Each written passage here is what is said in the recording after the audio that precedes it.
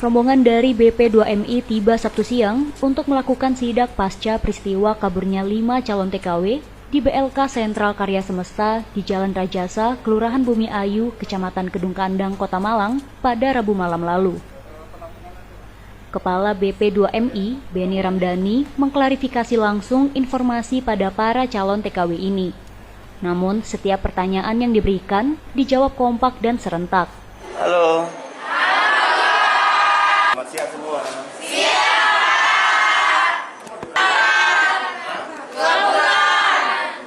Kenapa mereka terlompat?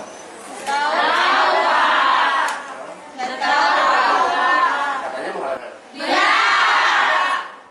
Selain itu, pihak BLK turut menyangkal pernyataan korban bahwa ia disiksa selama di mes penampungan. Ia juga menyebut bahwa tidak ada penyitaan ponsel para calon TKW tersebut. Penyitaan ponsel disebut dilakukan hanya ketika proses belajar. Ditahan handphone mereka, kenapa ditahan? Kalau hari belajar, bukan. Kalau hari belajar, jam belajar memang kami akan tahan. Setelah selesai jam pelajaran, mereka selesai ada tugas piket sore, itu kami kembalikan. Setiap hari anak memegang handphone, Bapak Beni. Bisa komunikasi? Bisa, keluarganya. Bapak melihat BLK kami, Pak, apakah penampungan seperti ini dibilang ilegal? Hal tersebut membuat Beni curiga dan memilih bertanya secara acak pada para pekerja migran ini. Beni menanyai satu persatu orang di tempat yang berbeda-beda. Dari situlah mulai ditemui titik terang. Sejumlah kejanggalan pun didapatkan. Ada perjanjian kerja? Halo, Pak. Perjanjian kerja udah. Kan kalau udah job udah ada perjanjian kerja. Iya, Pak. Ada perjanjian kerjanya. Udah pernah Sudah tanda menandatangani? Jangan bohong. Sudah, Pak. Yakin? Berarti dipegang dong perjanjian kerjanya? Sudah, Pak. Harusnya dipegang. Oke, catat perjanjian kerja nggak dipegang. Mulai dari calon TKW yang sudah mendapat kontrak penempatan kerja, namun tidak memegang salinan perjanjian kontrak kerja. Upah tidak layak yang diterima jika nanti mereka mulai bekerja, para calon TKW yang beraktivitas mengaku ponsel disita, hingga kebenaran bahwa ada satu calon pekerja migran yang meninggal dunia saat Lebaran lalu. Ia pun menegur keras pihak BLK.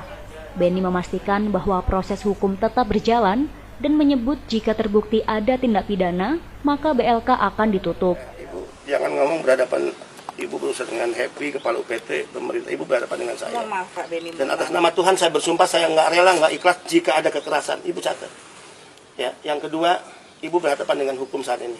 Ya, Ibu punya alasan segala macam apologi silakan. Ya, saya dari sini akan ke Polres.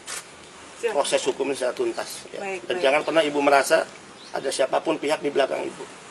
Saya lawan. Saya ya. tidak merasa kalau seperti demi itu, PMI, Pak. demi pekerja migran saya lawan. Siapapun yang kalau Ibu merasa ada backing, ada orang besar di belakang Ibu. Tidak ada, Pak Beni. Tidak ada sama sekali.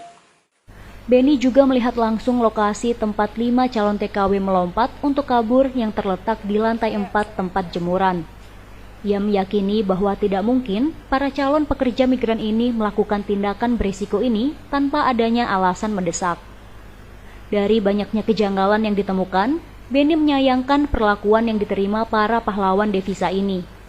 Ia memastikan kasus akan diproses hukum, bahkan jika terbukti, ia menyebut balai latihan kerja akan ditutup dan yang sudah terlanjur mendapat kontrak kerja akan tetap diteruskan. Sisanya akan dipindahkan ke balai latihan kerja lain. Yang sudah mendapatkan job di negara penempatan, dia harus menandatangani perjanjian kerja dengan pihak yang memperkerjakan. Disitulah diatur apa yang menjadi hak-hak dan kewajiban. Buktinya apa? Beberapa mereka yang tidak, yang sudah mendapatkan kerja, sudah menandatangani perjanjian, tidak mendapatkan salinan fisik perjanjian kerja. Ini kejahatan menurut saya. Ini tidak boleh dibiarkan. Sehingga atas peristiwa 3 orang yang lompat, ya, kemudian 2 yang melarikan diri, saya masih meyakini tidak mungkin jika tidak ada sebab yang mendorong mereka terpaksa. Tidak ada orang gila yang berani lompat dari gedung dengan ketinggian 15 meter dengan resiko mati, resiko celaka, cacat fisik. Kalau jika tidak ada sesuatu yang mendorong terpaksa mereka. Usai dari sidak BLK, tim dari BP2MI langsung menuju Rumah Sakit Wafa Husada untuk mengecek kondisi korban dan ke Mapolresta Malang Kota untuk mengetahui perkembangan proses hukum. Hilda Nusantara, Kompas TV Malang, Jawa Timur.